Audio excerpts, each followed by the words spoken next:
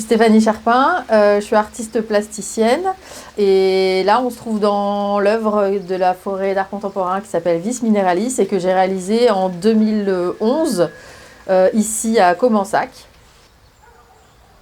L'idée c'était vraiment de venir réaliser une œuvre spécifique sur ce territoire et de venir travailler ici et de s'inspirer du contexte donc pour produire une pièce. Ce qui m'a tout de suite beaucoup parlé puisque c'est vraiment ma méthode de travail, y compris encore aujourd'hui. C'est-à-dire que je travaille très peu en atelier mais beaucoup plus sur site, que ce soit pour des expositions ou des projets spécifiques. C'est vraiment quelque chose qui me tient à cœur de venir à chaque fois travailler et répondre à un contexte.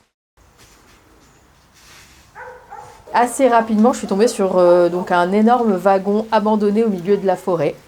Je travaille beaucoup à partir d'objets qui existent déjà ou de matériaux qui existent déjà, qui sont déjà un petit peu formés, on va dire, voilà, il y a déjà un geste humain en tout cas qui est intervenu une première fois dessus. Et donc forcément, quand j'ai vu ce wagon comme ça au milieu des bois, c'était une vision, ouais, je peux parler de vision assez forte. Et assez rapidement, je me suis dit que c'était avec cet objet-là que j'avais envie d'intervenir. Puis il y a eu des repérages pour savoir qu'est-ce qu'on allait faire de ce wagon parce qu'il était dans une zone assez isolée et assez compliquée, même en termes de visite de public, quoi. C'était pas tellement possible d'emmener les gens comme ça au milieu des bois, enfin à cet endroit-là en tout cas.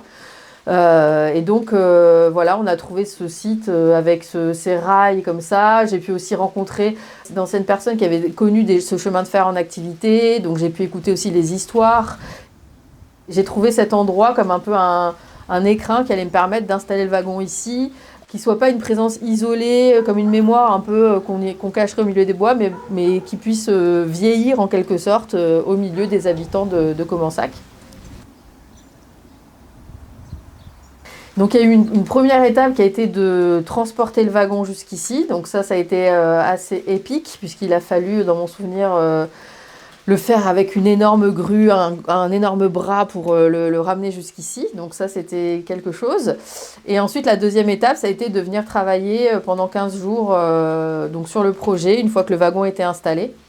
Et en fait, l'idée que j'avais, presque le pari, c'était de transformer ce wagon entre quelque chose entre la ruine et l'objet naturel qui se soit toujours trouvé ici.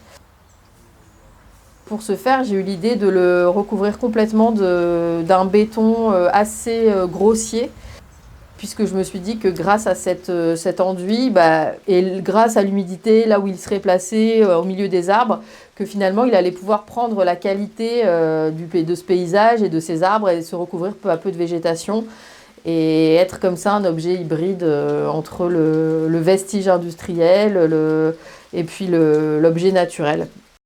Et en fait, on a travaillé avec du coup le maçon de Sabre, à qui j'ai demandé de faire un enduit assez grossier. Pas faire un enduit bien lisse comme on ferait sur une maison, mais quelque chose avec des accroches. Voilà, il fallait des accroches pour que le vivant vienne se développer dessus.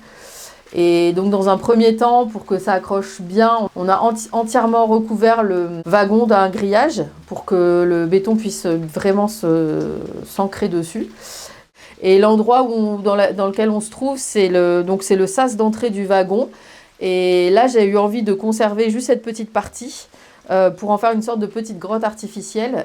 Donc autant pour l'extérieur, on a vraiment épousé les formes du wagon, et autant pour cette partie intérieure, on a vraiment créé les volumes pour que ça qu'il y ait un côté grotte artificielle. Du coup, maintenant, 12 ans après, je suis très contente de voir qu'effectivement, ce que je souhaitais, ça s'est produit, c'est-à-dire qu'elle s'est peu à peu recouverte de végétation. Et j'ai vu aussi l'évolution par les images et que c'est de plus en plus présent.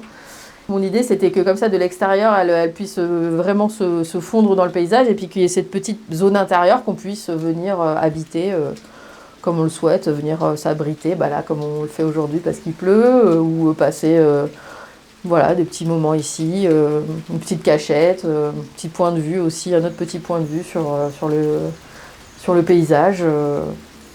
Voilà.